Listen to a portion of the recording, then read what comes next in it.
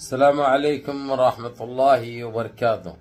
अज़ीज़ान मिल्लत इस्लामिया, आप तमाम उम्मती को अबू फजल की तरफ से सलाम अर्ज़ है। घर में बैठी पर्दानशीन इज़्ज़तदार माँ और बहनों को अबू फजल की तरफ से सलाम अर्ज़ है। रमज़ान अल करीम, रमज़ान का आप लोगों को दूसरा रोज़ा मुबारक हो और हम पहले रोज़ा के इख्तिमाम पे इंशाअल्लाह ताला आप लोग जो इबादतें कर रहे हैं, तरावी पढ़ रहे हैं, नमाजें अदा कर रहे हैं और खैर व खैरात कर रहे हैं, अल्लाह आप लोगों के इन सारी चीज़ों को कबूल फरमाए। और सबसे पहली बात, अल्लाह सुब्हानहू व तआला आप लोगों के दुआओं को कबूल फरमाए। और जो बीमार हाल है, अल्लाह उनको शफाए कामला, शफाए जमील अता फरमाए। और जो मरहुमीन गुजर चुके हैं, अल्लाह उनको जन्नतुल फिरदौस में आला से आला मुकाम अता फरमाए। और जो लोग परेशान हाल है, बेरोजगार है, अल्लाह उनको रोजगार से लगा दे और उनके परेशानियों को दूर फरमाए। और जो हमारी बहनें बगैर शादी के बैठी है, अल्लाह उनको नेक सालिहीन जोड़े नसीब फरमाए। और जो हमारी औलादें रास्ता भटक चुकी है, अल्लाह उनको नेक रास्ते पे चलने की तौफीक अता फरमाए। और हम सबको 5 टाइम के नमाजी बना दे, हक पे और सच पे चलने की तौफीक अता फरमाए। और अल्लाह सुब्हानहू ताला हमारे जाने अनजाने में जो गलतियाँ में है, सगीर है, कबीर है, अल्लाह उन गुनाहों को, गलतियों को माफ़ फरमाए।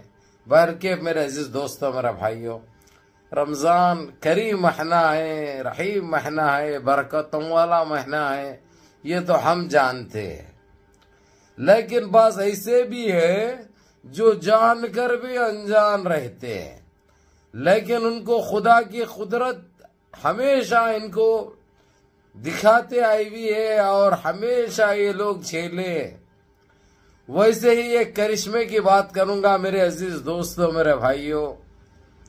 एक नापाक जहन रखने वाला, एक चिंदी चोर, एक हरामी नस्ल का बद जानवर का गोश्त खाने वाला, उस पापी, उस सुअर के लिए जो हमारे लोग इलाहाबाद की शाही मस्जिद में नमाज अदा कर रहे थे, नमाज तरावी पढ़ रहे थे ईशा की नमाज के बाद, ये देखा पाखंडी साला सब नमाजों में मसरूफ है, सब नमाज में है, मैं कुछ भी ऐसी गंदी हरकत करूंगा ताकि उस हरकत से देश का माहौल खराब हो। क्योंकि वो मूत्र पीने वाला, टट्टी खाने वाला, गंदी सोच रखने वाला भिड़िया है। वो भिड़िया ऐसे भिड़िया है, ये हरकतें करते हैं और हमेशा जलील भी होते हैं, रुसवा भी होते हैं, लेकिन इनको फिर भी ये चीजों की परवाह नहीं रहती, क्योंकि इनके पास खून नाम की चीज नहीं रहती जिस्म में। तो मेरे अजीज दोस्तों, मेरे भाइयों, अब रमजान में है, नहीं तो इससे निकल भी जाता था मैं और सही तरीके से गप्पा गप चलता था। लेकिन रमजान करीम में है, अपन इस रहीम महीने में, इस बरकतों वाले महीने में, तो हमको हद्दो अदब में रहना है। लेकिन अभी तो रोजा खोल लिए, उसके बावजूद फिर भी एहतराम कर रहा हूं मैं।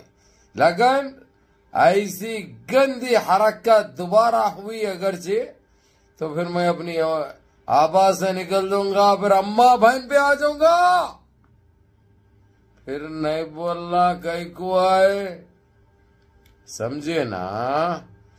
बहरहाल मेरे अजीज दोस्तों, मेरे भाइयों, मेरी माँ और बहनों, उस पापी को सीसी कैमरों में रंगे हाथ पकड़ा गया और ज्यादा दूर तक नहीं गया था। वो मस्जिद से मैं समझता हूं एक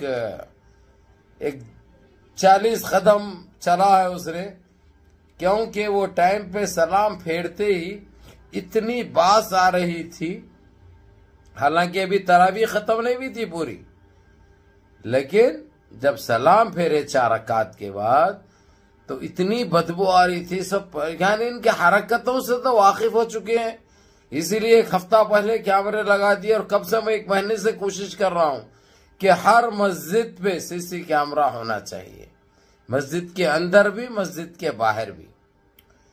तो जैसा ही देखे वो बदबू आ रही है और फौरन चेक करके देखे, वो पड़े हुआ था वहां पे, वो नाम भी लेना नहीं चाह रहा हूं मैं वो चीज का, नौज़ बिल्लाह।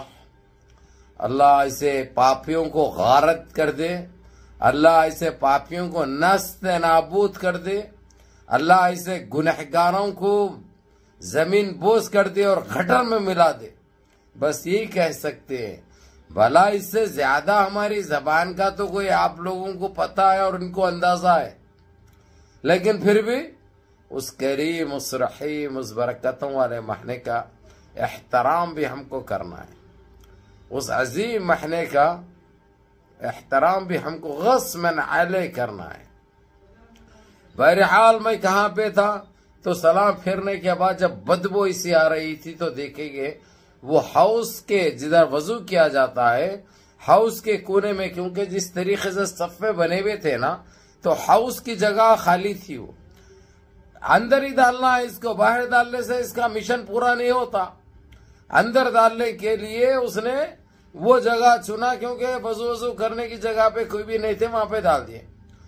तो वहां पे जरूरत खाने भी रहते हैं, वजू जहां पे करते हैं उसके सामने की तरफ जरूरत के लिए बंदे ने सलाम फेरने के बाद जरूरत से आके देखा तो क्या है, वहां पे पड़ी हुई है वो चीज, और वहां पे जो है कैमरों में देख रहे हैं, वो देख रहे हैं जैसा वहां पे बताया उसने जाके कि वहां पे ये चीज पड़ी हुई है, और उधर से सीसी कैमरे में नजर आया उसने कि वो दाल दे के जा रहा है। तो जैसे ही ये लोग दबा के जो है सो गए 4-6 जने मिलकर, उसके बाद आके जब इसको पकड़े हैं तो नहीं मेरे को क्या लेना देना है, मैं इधर से जा रहा हूं रास्ते से। उसके बाद उसको खुद कैमरे में बताए, उसको जूम करके उस पापी को, और कौन निकला हो, वहां के एरिया एमएलए का साला, एरिया एमएलए का साला। अब अंदाजा आप लोग लगा सकते ये क्या चाह रहे हैं ये लोग। तो इसलिए मेरे अजीज दोस्तों, मेरे भाइयों, अब आप लोगों की ये चीज तो सामने आ चुकी है। अब आप लोगों की जिम्मेदारी है कि अपने मसाजिद और अपने इबादत गाहों का और अपने घरों का किस तरह आप लोग ख्याल रखेंगे। ये अब आप लोगों के लिए बहुत जरूरी हो गया, क्योंकि इन्हों हर वो हरकत कर सकते, नीच से नीच, जलील से जलील, हर चीज में ये लोग कमतर नजर आएंगे। बाहर के मेरे अजीज दोस्त, मेरे भाइयों, उस पापी को भेज दिया गया, पुलिस को बुलाया गया, पुलिस को उस सीसी कैमरे की वो निकाल कर दे दी गई। वो सारा कुछ रिकॉर्ड हो गया, उस मामला वो जो किया था उसने। उसके बाद उसकी तहकीक करने के बाद पता चला कि वो फलाने एमएलए का बेटा साला है और फलाने का बेटा है, और उसका बाप सरपंच है। देखो याखी, सोचो समझो, ये लोग कहां से आ रहे हैं, इनके इरादे क्या हैं। और आज भी हम गफलत बरत रहे हैं, क्योंकि हम तो कुछ करते नहीं। कम से कम वीडियो को 4 के ग्रुपों में भेजो ताकि वो लोग भी सावधान हो जाए और अपने मसाजिद की हिफाजत करें। वीडियो पूरी देखो, अल्लाह का वास्ता दे रहा हूं मैं आप लोगों को, अपने मसाजिद की हिफाजत करो। देखो, किसी के ऊपर एतबार और भरोसा नहीं कर सकते, और हर मस्जिद के बाहर और मस्जिद के अंदर सीसी कैमरा बहुत जरूरी हो गया। तो आप लोग गफलत बरतने की कोशिश मत करो।